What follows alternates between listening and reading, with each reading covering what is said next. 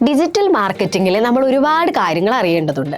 അതിൽ social media management വരും, SEO വരും, CRM വരും, പേ പെർ ക്ലിക്ക് വരും, അങ്ങനെ പലതുണ്ട്. പക്ഷെ ഇതിൻ്റെയൊക്കെ ടോപ്പിൽ നിൽക്കുന്നതാണ് കോണ്ടന്റ് മാർക്കറ്റിംഗ്.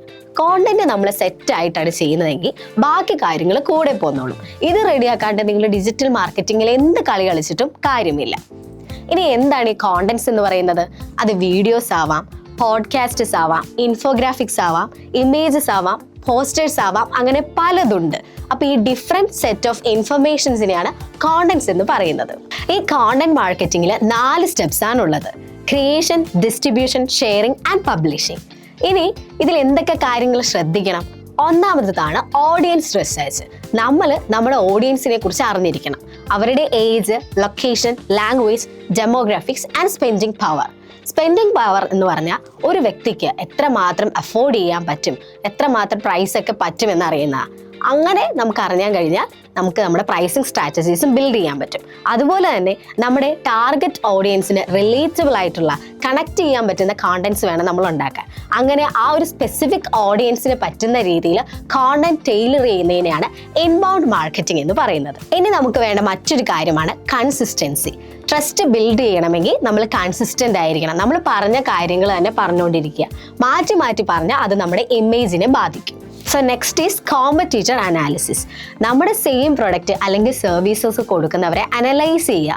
അപ്പോൾ നമുക്ക് കുറച്ച് ഐഡിയാസ് കിട്ടും. പക്ഷെ കോപ്പി അടിക്കരുത്, കാര്യങ്ങൾ മനസ്സിലാക്കുക. ഇനി നമ്മൾ ചെയ്യുന്ന മറ്റൊരു കാര്യമാണ് കോണ്ടന്റ്സ് ഒക്കെ പോസ്റ്റ് ചെയ്ത് കഴിഞ്ഞാൽ ഇൻസ്റ്റന്റ് റിസൾട്ട് പ്രതീക്ഷിക്കും. ഇത് നമുക്ക് ബയർ ജേർണി അറിയില്ലാത്തതുകൊണ്ടാണ്. So here is the buyer journey of the audience. അപ്പോൾ ഇതിൽ ഒന്നാമത് വരുന്ന സ്റ്റേജ് ആണ് അവയർനെസ് സ്റ്റേജ്. ഇതിൽ സ്ട്രേഞ്ചർ ടു വിസിറ്റർ എന്നൊരു കാര്യമാണ് നടക്കുന്നത്. ഇനി രണ്ടാമത്തെ സ്റ്റേജ് ആണ് കൺസിഡറേഷൻ. അതായത് ഈ വിസിറ്റർ ഒരു ആക്ഷൻ ഇനിഷ്യേറ്റ് ചെയ്യുന്നു. അതായത് മേ ബി അതൊരു ലൈക്ക് ആവാം, കമന്റ് ആവാം, ഷെയർ ആവാം, അതല്ലെങ്കിൽ ലീഡ്സ് വരാം. ഇനി തേർഡ് വണ്ണാണ് കൺവേർഷൻ സ്റ്റേജ്. അതായത് ഈ ലീഡ്സിൽ നിന്ന് കസ്റ്റമേഴ്സ് നമുക്ക് ഉണ്ടാവുന്നു. ഇനി എങ്ങനെയാണ് പ്രോപ്പറായിട്ട് നമുക്ക് കോണ്ടന്റ് മാർക്കറ്റ് ചെയ്യാൻ പറ്റുക? അതിന് ആദ്യം ചെയ്യേണ്ട കാര്യമാണ് സിസ്റ്റമാറ്റിക് ആയിട്ട് ഒരു 1 month കലണ്ടർ ഉണ്ടാക്കണം, കോണ്ടന്റ് കലണ്ടർ.